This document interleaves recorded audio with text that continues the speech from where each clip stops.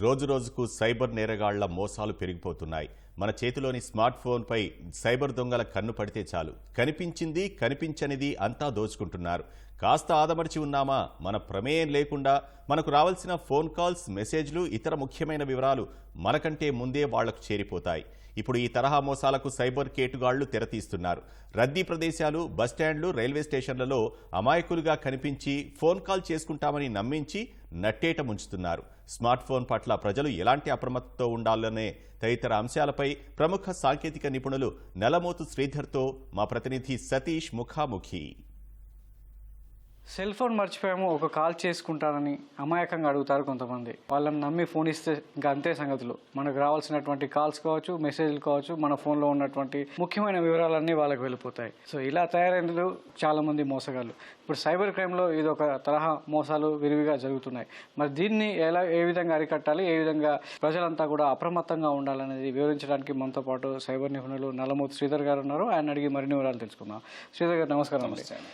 Sir, cell phone విషయంలో ఎన్నో మోసాలు జరుగుతున్నాయి. సైబర్ క్రైమ్లో ఎన్నో ఫిర్యాదులు వస్తున్నాయి. సో ఇటీవల గమనించినట్లయితే అమాయకులు కొంతమంది కాల్ చేసుకుందామని చెప్పేసి ఫోన్ తెలియని అపరిచిత వ్యక్తులకు ఇస్తున్నారు.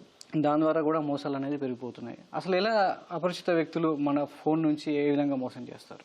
సో కాల్ ఫార్వర్డింగ్ అనే సదుపాయం దుర్వినియోగం చేయడం ద్వారా మన ఫోన్కి వచ్చే ఓటీపీస్ కావచ్చు, లేకపోతే మన ఫోన్కి వచ్చే కాల్స్ కావచ్చు, వాటన్నిటినీ కూడా నేరస్తుడు తన ఫోన్కి వచ్చేలాగా ఏర్పాటు చేసుకుంటూ ఉంటాడు. సో ఆ పద్ధతిలో పూర్తిగా మన బ్యాంకింగ్ సంబంధించిన సమాచారాన్ని వీటన్నిటిని కూడా అతను పొంది మన బ్యాంక్ అకౌంట్ను ఖాళీ చేయడం జరుగుతుంది. ఈ మధ్య మనం చూస్తూ ఉన్నాం, ప్రతి బ్యాంకింగ్ ట్రాన్సాక్షన్కి సంబంధించి కూడా మన ఫోన్కి ఓటీపీ వస్తుంది. ఉదాహరణకి మీరు ఇంటర్నెట్ బ్యాంకింగ్ చేసేటప్పుడు మీ యూజర్ నేమ్ పాస్వర్డ్తో పాటు అట్ ద సేమ్ టైం మీ ఫోన్కి వచ్చే ఓటీపీ కూడా ఎంటర్ చేస్తే మాత్రమే మీ బ్యాంక్ అకౌంట్లో లాగిన్ కాగలుగుతాం. అట్ ద సేమ్ టైం ఏదైనా పేమెంట్ చేసేటప్పుడు ఆ ట్రాన్సాక్షన్కి సంబంధించి ఓటీపీని ఎంటర్ చేస్తే మాత్రమే పేమెంట్ కంప్లీట్ అవుతుంది. సో ఇలాగా ప్రతిదీ ఓటీపీలో ముడిపడి ఉన్నప్పుడు కేవలం బ్యాంక్ అకౌంట్లో మాత్రమే కాదు, ఫేస్బుక్, గూగుల్ ఇలాంటి టూ స్టెప్ వెరిఫికేషన్ పెట్టుకున్నప్పుడు కూడా మన అకౌంట్లో లాగిన్ అవ్వాలంటే ఫోన్కి వచ్చే ఓటీపీ ఎంటర్ చేస్తాను లాగిన్ అయ్యేలాగా ఉంది. కాబట్టి సో ఈ ఫోన్కి వచ్చే ఓటీపీని దొంగిలించడం ద్వారా, ఈ కాల్ ఫార్వర్డింగ్ ఫెసిలిటీతో దొంగిలించడం ద్వారా మన అకౌంట్స్ మీద కంట్రోల్ తీసుకుంటూ ఉంటారు. సో ప్రాక్టికల్గా ఎలా జరిగిద్దంటే, ఉదాహరణకి మీరు ఎక్కడికో షిర్డీనో, తిరుపతో ఏదో ప్లేస్కి పుణ్యక్షేత్రానికి వెళ్ళారు. సడన్గా మేము దర్శనానికి వెళ్ళి వచ్చేసి ఉన్నాము అని చెప్పేసి ఫోన్ కొద్దిగా కాల్ చేసుకోవాలని చెప్పేసి అక్కడ ఉన్న మీ ఫోన్ తీసుకున్న తర్వాత వాళ్ళు ఒక కోడ్ని, యాక్చువల్లీ ఎయిర్టెల్ అయితే ఒక రకంగా ఉంటుంది, జియో అయితే ఒక రకంగా ఉంటుంది. ఎయిర్టెల్ తీసుకుంటే కనుక ***21* ఒక 10 నెంబర్లో ఏదైతే వాళ్ళ ఫోన్ నెంబర్ ఉంటుందో అది అట్ ద సేమ్ టైం ఎండింగ్లో ఒక హ్యాష్, అంటే ***21* అలాగే 10 నెంబర్లో లాస్ట్లో హ్యాష్, ఇది టైప్ చేసిన తర్వాత ఆటోమేటిక్గా, అంటే మనం ఏమనుకుంటున్నాము, వాళ్ళు ఏదో నెంబర్ రిపీటెడ్గా ట్రై చేసుకుంటున్నారు అనుకుంటున్నాం. వాళ్ళు చేసే పని ఏంటంటే ఈ కోడ్ అనేది ఎంటర్ చేస్తారు. మన ఫోన్లో ఎంటర్ చేసిన తర్వాత ఇక నుంచి మనకు వచ్చే కాల్స్ అంతా కూడా కాల్ ఫార్వర్డింగ్లో వాళ్ళకి వెళ్ళిపోతూ ఉంటాయి. మనకు వచ్చే ఎస్ఎంఎస్లు కూడా వాళ్ళకి వెళ్ళిపోతూ ఉంటాయి. సో దాంతో ఏమవుతుందంటే మన బ్యాంకింగ్ ట్రాన్సాక్షన్స్ అప్పటికే మన డెబిట్ కార్డు, క్రెడిట్ కార్డు, లేకపోతే యూజర్ నేమ్, పాస్వర్డ్స్ అవి దొంగిలించి ఉంటే కనుక వాటిని బేస్ చేసుకొని మన బ్యాంక్ అకౌంట్ని ఖాళీ చేయడం జరుగుతూ ఉంటుంది. అంటే దీన్ని ఎలా గుర్తించాలి సార్? మరి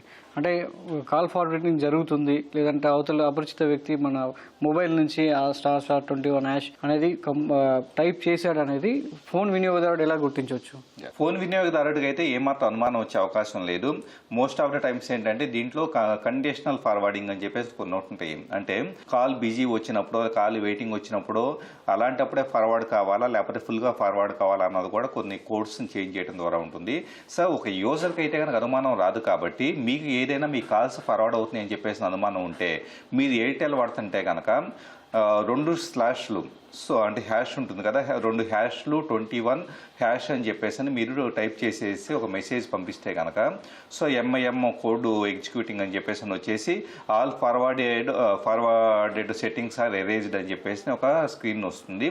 సో ఆటోమేటిక్గా ఒకవేళ మీకు తెలియకుండా మీ ఫోన్ నెంబర్ నుంచి ఎస్ఎంఎస్లో ఫోన్ కాల్స్ ఎవరైనా ఫార్వర్డ్ చేసి ఉన్నట్లయితే కనుక ఆ సెట్టింగ్స్ అంతా కూడా టెలికాం ఆపరేటర్ యొక్క సర్వర్ దగ్గర నుంచి ఎరేజ్ చేయబడతాయి. అంటే ఇంకా మీరు సేఫ్గా ఉండొచ్చు. సో ఎప్పుడైనా మీరు బయటకు వెళ్ళినప్పుడు మీ ఫోన్ వేరే వాళ్ళకి ఇచ్చినప్పుడు ఇలాంటి ఏర్పాటు చేశారన్న అనుమానం అనేది ఏదైనా ఉంటే కనుక మీ ఫోన్ చేతిలోకి తీసుకున్న వెంటనే ఈ విధంగా ఎయిర్టెల్ అయితే కనుక 2 హ్యాష్లు 21# అని చెప్పేసి టైప్ చేసేసి మెసేజ్ పంపిస్తే కనుక ఆటోమేటిక్గా మీకు మొత్తం ఆ సెట్టింగ్స్ ఎరేజ్ అవుతాయి. జియో కానీ రిమైనింగ్ కరస్పాండింగ్ సెట్టింగ్స్ అన్నిటికీ కూడా మీకు ఇంటర్నెట్లో వెతికితే సేమ్ కరస్పాండింగ్ కోడ్స్ ఉంటూ ఉంటాయి. సో ఖచ్చితంగా మీ bank accounts at the same time Facebook లాంటి వీటి ఓటీపీలు వేరే వాళ్ళ బారిన పడకుండా కాపాడుకోవడానికి బెస్ట్ మెథడ్గా మనం కన్సిడర్ చేయొచ్చు. అంటే దీన్ని గుర్తించిన తర్వాత ఫోన్లో ఎలా అప్రమత్తంగా ఉండాలి, ఎలాంటి సెట్టింగ్స్ మార్చుకునే అవకాశం ఉంటుంది? ముఖ్యంగా ఒకవేళ చాలా మందికి ఇలాంటి కోడ్స్ అనేది టైప్ చేయడం గుర్తుపెట్టుకోవడం కష్టంగా ఉంటే ఎయిర్టెల్ థ్యాంక్స్ అని చెప్పేసి ఎయిర్టెల్ అప్లికేషన్ ఉంటుంది. జియోది అయితే మై జియో అని ఒక అప్లికేషన్ ఉంటుంది. దాంట్లోకి వెళ్ళి కాల్ ఫార్వర్డింగ్ సెట్టింగ్ ఎనేబుల్ అయ్యి ఉందో లేదో అక్కడ చూసుకొని ఒకవేళ ఎనేబుల్ అయ్యి ఉంటే దాన్ని డిజేబుల్ చేసుకోవచ్చు. అట్ ద సేమ్ టైం మన ఫోన్లో కూడా కొంతమంది ఏం చేస్తూ ఉంటారంటే ఓన్లీ కాల్ ఫార్వర్డింగ్ మాత్రమే కాదు, కొన్ని వెబ్సైట్స్ నుంచి APK files spyware programs download చేసి ఇన్స్టాల్ చేసి మన ఫోన్లో ఉండే ఫొటోస్, వీడియోస్, లొకేషను, అలాగే ఎవ్రీథింగ్ కాంటాక్ట్స్ దగ్గర నుంచి ప్రతిదీ కూడా వాళ్ళకే ఉండేలాగా స్పైవేర్ ప్రోగ్రామ్స్ ఇన్కార్పొరేట్ చేస్తారు. కాబట్టి సో ఖచ్చితంగా కూడా మీ ఫోను వేరే వాళ్ళకి ఇచ్చేటప్పుడు వాళ్ళ పక్కనే ఉండేసి వాళ్ళు ఏం చేస్తున్నారో ఎంతో కొంత గమనించడం బెటర్. వాళ్ళు ఫోన్ కాల్ చేసుకుంటుంటే వాళ్ళ ప్రైవసీ మనం అట్టి పెట్టవచ్చు, కానీ ఫోన్ కాల్ కాకుండా వాళ్ళు ఎక్కువసేపు ఫోన్ ఇలా ఆపరేట్ చేస్తూ ఉన్నారంటే కనుక సంథింగ్ అనుమానాస్పదంగా వాళ్ళు చేస్తున్నారన్న విషయం గుర్తుపెట్టుకొని వీలైనంత వరకు సో దాన్ని మానిటర్ చేయడం అనేది బెటర్ థింగ్. రెండోది, ఒకవేళ పూర్తిగా మీ ఫోన్ హ్యాక్ చేశారు, ఉదాహరణకి ఫోన్ ఎక్కడెక్కడో టేబుల్ మీద పెట్టిళ్ళారు, సో సడన్గా ఎవరో ఫోన్ చేతిలోకి తీసుకుని ఆపరేట్ చేశారని అనుమానం వస్తే కనుక మీ ఫోన్లో సెట్టింగ్స్లోకి వెళ్ళి ఫ్యాక్టరీ డేటా రీసెట్ అని ఒక ఆప్షన్ సెలెక్ట్ చేసుకుంటే కనుక ఆటోమేటిక్గా ఫోన్ కొత్తగా కొన్నప్పుడు ఎలా ఉంటుందో అలా వచ్చేసేస్తుంది. ఆటోమేటిక్గా దాంట్లో స్పైవేర్ ప్రోగ్రామ్ ఉన్నా కూడా ఎలాంటి ప్రాబ్లం అనేది ఉండదు. అంటే శ్రీధర్ గారు, ఇలా కాల్ ఫార్వర్డ్ అదేవిధంగా మెసేజ్ ఫార్వర్డ్ గురైనటువంటి బాధితులు so cyber crime police station ఏ విధంగా ఆశ్రయించవచ్చు? ఇప్పుడు కాల్ ఫార్వర్డింగ్ చేసిన తర్వాత ఒకవేళ మీకు ఏదైనా ఫైనాన్షియల్ లాస్ ఏర్పడినట్లయితే కనుక వెంటనే పోలీసు డిపార్ట్మెంట్కి మీ నియరెస్ట్ పోలీస్ స్టేషన్కి వెళ్ళేసి కంప్లైంట్ ఇవ్వడం, అట్ ద సేమ్ టైం బ్యాంకుకి వెళ్ళేసి మీ బ్యాంకులో వచ్చేటప్పటికి ఆ debit card, credit card so మీ బ్యాంక్ అకౌంట్లో ట్రాన్సాక్షన్ జరగకుండా బ్లాక్ చేసుకోవడం చేయాల్సి ఉంటుంది. అంటే బ్యాంకులో కూడా ఒక కంప్లైంట్ ఇవ్వాల్సి ఉంటుంది. ఈ రెండింటితో పాటు నేషనల్లో సైబర్ క్రైమ్కి సంబంధించి cybercrime.gov.in అని చెప్పేసి అని సో సెంట్రల్ గవర్నమెంట్ స్థాయిలో ఒక ప్రత్యేకమైన పోర్టల్ ఉంటుంది. దాంట్లో కూడా మీకు జరిగిన సైబర్ నేరానికి సంబంధించిన కంప్లీట్ డీటెయిల్స్ అనేది ఎంటర్ చేసేస్తే కనుక ఆటోమేటిక్గా అక్కడ కూడా కంప్లైంట్ రిజిస్టర్ చేసి ఆ నియరెస్ట్ పోలీస్ స్టేషన్ నుంచి మీకు కాల్ వచ్చే స్కోప్ ఉంటుంది. గ్రామీణ ప్రాంతాల్లో ఈ బస్ స్టాండ్, రైల్వే స్టేషన్లో ఎక్కువగా ఉంటారు. వాళ్ళని టార్గెట్గా చేసుకుని ఇలాంటి వాళ్ళు ఎక్కువగా వాళ్ళ స్ట్రాటజీ అంతా కూడా అమలు చేస్తుంటారు. అట్లాంటి అమాయక ప్రజలు గ్రామీణ ప్రాంతాల్లో స్మార్ట్ ఫోన్ వాడే వాళ్ళు ఏ విధంగా అప్రమత్తంగా ఉండాలి? వీలైనంత వరకు వేరే వాళ్ళకి ఫోన్ ఇవ్వటము, ముఖ్యంగా స్మార్ట్ ఫోన్స్ ఇవ్వడం అనేది చాలా ప్రమాదకరం. కాబట్టి వాళ్ళు ఏం చేస్తున్నారో మనకి అర్థం అవ్వదు. కాబట్టి వీలైనంత వరకు స్మార్ట్ ఫోన్స్ వేరే వాళ్ళకి ఇవ్వకుండా ఉండాల్సి ఉంటుంది.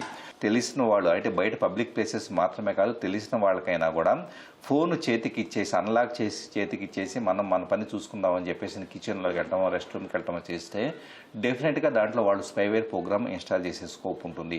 ఇటీవల అదే మొబైల్కి సంబంధించి మనం ఎక్కువగా విరివిగా వాడుతున్నటువంటి వాట్సాప్ డీపీ పేరుతో సైబర్ నేరగాళ్ళు ఒక ప్రముఖ వ్యక్తిని టార్గెట్గా చేసుకుని వాళ్ళ డీపీ ప్రొఫైల్గా క్రియేట్ చేసి సైబర్ నేరాలకు పాల్పడుతున్నారు. సో దాన్ని ఎలా గుర్తించవచ్చు? నిజంగానే ఆ ప్రముఖ వ్యక్తి మనల్ని సంప్రదిస్తున్నారు అనుకోవచ్చా? వాటిని ఎట్లా గుర్తించి వాటిని నియంత్రించుకోవచ్చు మనం?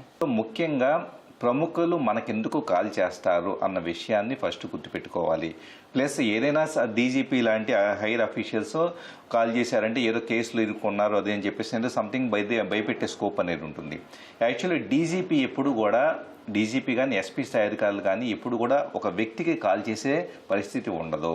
సో ఎక్కడో లోకల్ పోలీస్ స్టేషన్కి సంబంధించి నిజంగా మీరు ఏదో నేరం చేశారనుకోండి, సో లోకల్ పోలీస్ స్టేషన్ నుంచి ఎవరో ఒక చిన్న ఎస్ఐయో లేకపోతే వీళ్ళు కాల్ చేసే స్కోప్ ఉంటుంది తప్పించి, లేదా వాళ్ళు డైరెక్ట్గా వచ్చే స్కోప్ ఉంటుంది తప్పించేసి డీజీపీ మీకు కాల్ చేసే సందర్భాలు ఉండవు.